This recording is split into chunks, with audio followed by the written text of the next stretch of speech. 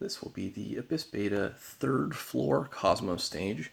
As you can see, my team is pretty close to meta, Kain being a bit of an outlier, but he'll actually be really integral to my team beating this.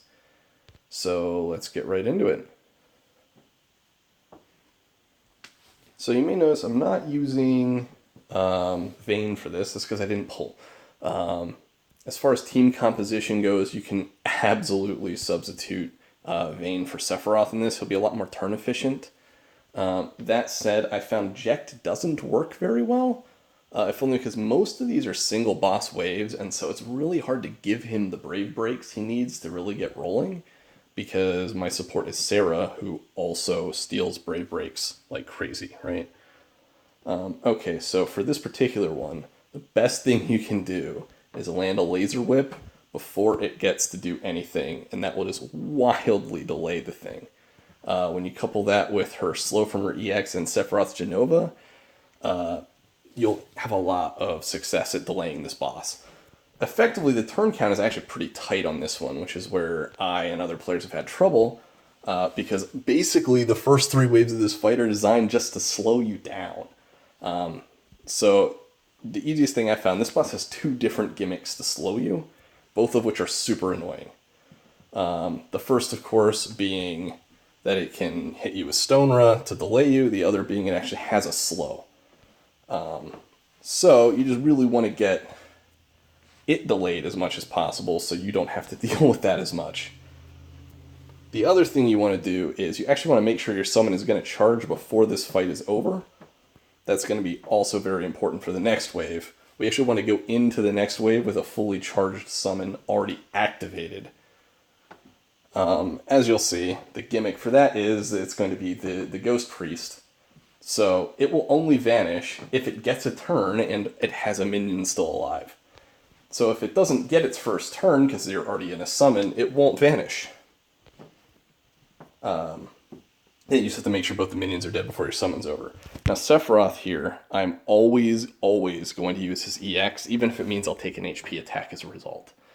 The reason being, he will quickly run out of skills if you don't. And he does get a free skill every time you use his Black Materia.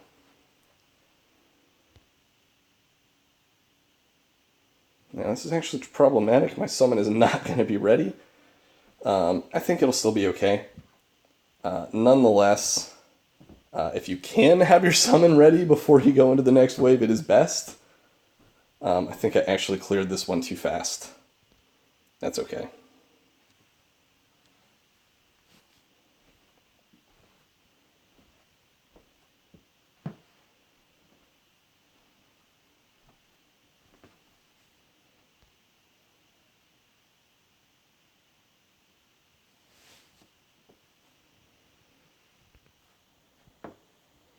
Here's where things get really dicey as far as what to do with Serah. Because I really want to land those debuffs on the actual boss and not on one of the random minions. I think this will allow Sephiroth to kill both of them with Black Materia.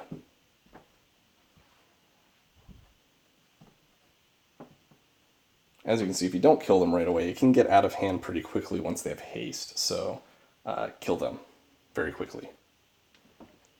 Now basically, what you do here is make sure the boss dies before, before it gets an opportunity to summon its minions back. That means you will probably use your summon on this wave. Like I said, if the first wave takes you longer than this, that's fine. You'll just summon before this starts and take advantage of that.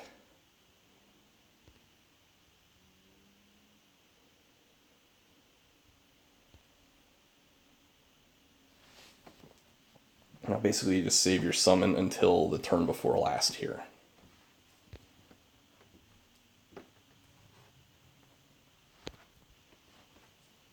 Now Kain can launch, which will help inflate my score and can be really nice. The other thing he provides is actually going to be useful in the next wave when you're fighting the Tiamat, and that is, since Tiamat heavily buffs himself, I believe one of those buffs is defense up. I may be wrong, but effectively this allows you to circumvent his high defense by using jump 3.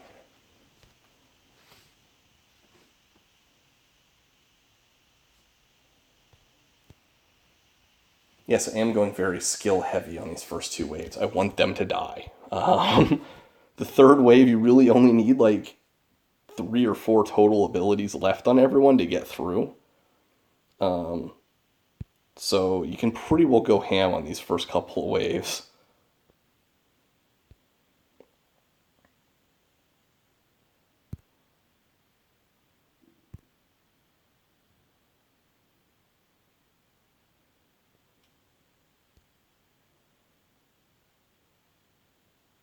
Now's when I'll summon.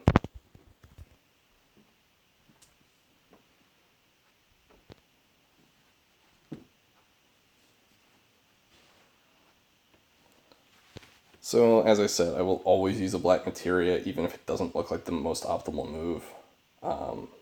It still killed it, but if that hadn't been enough to kill it, I still would have used it, even though Octaslash probably would have been a better move there.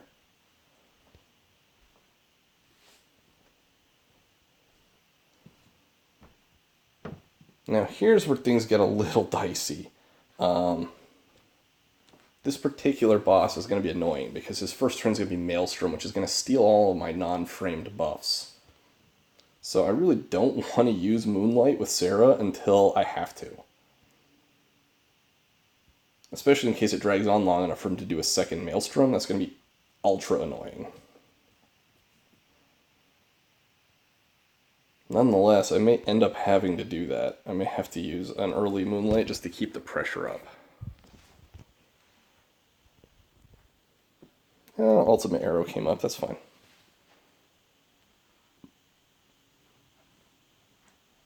These dots are handy too. Dots, damage over time, I'm sorry. They'll help keep this and the next wave locked down pretty well. And if nothing else, this particular wave is going to be pretty well over before he gets too out of hand.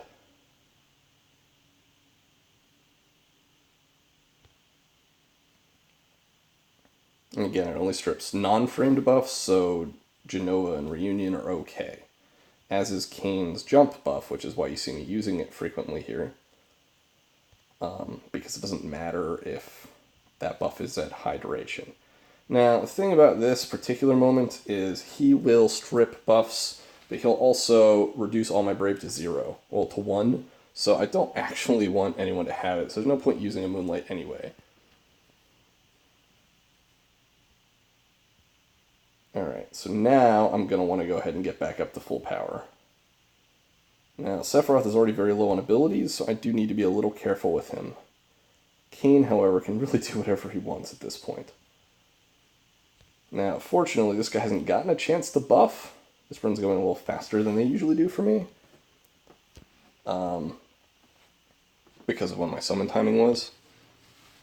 But effectively, jump is going to be really useful here, or anyone who can self-battery themselves. I imagine Zidane can do the same thing with free energy. Other characters like that are very useful once Tiamat gets buffed. He may not get buffed, though, at this rate, so that's awesome. Nope, he didn't get a turn.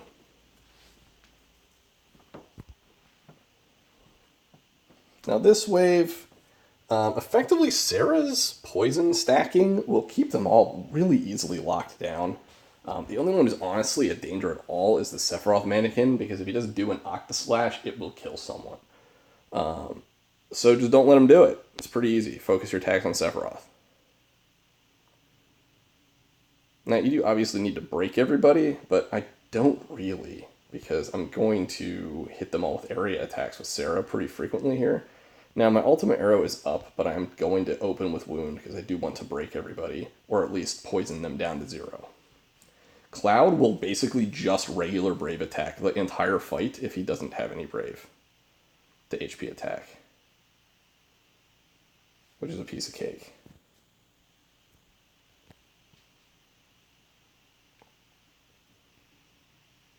Oh, no black materia yet. Okay, so here, in order to distribute a little damage, I am going to go ahead and hit one of them. Cloud is the next to get a turn, so I'm going to go ahead and mess him up.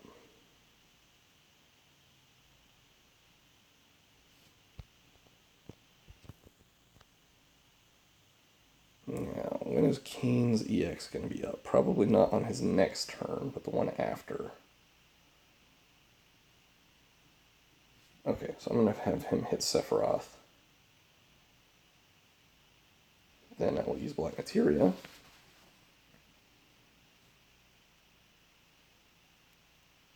And now, this ultimate arrow I will use to break her, but it will also probably kill the middle mannequin. So, and now he has a launch ready. It's just at a really inopportune turn. I'm still going to use it because at this point you just want to finish him off. There's no point trying to set up the perfect launch this late into the fight. I really just need to finish them off.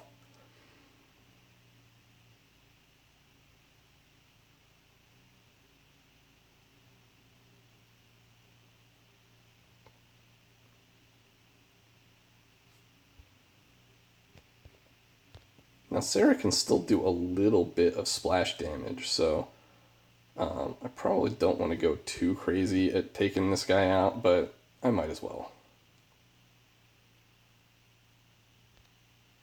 As you can see, I did run this really tight on skills except for Serah here, but she also can still battery. Now, I also have 3 Moonlight ups. Like, I can use it 3 extra times. As you can see, I don't need that many. I really could have stopped already and been fine. That could have been her last Moonlight, and I would still be able to finish this on time, just to establish that it's nice having them, but she doesn't need them as much. I probably would have been better off with more aura for her, for the party buff, but I don't have it. So there you go. You can see that even with sort of a laughed-at character like Kain, this is perfectly doable. And you don't need to have the top end of the line, Vayne or Lael, to launch. It's pretty doable. All right, guys. Thanks for watching.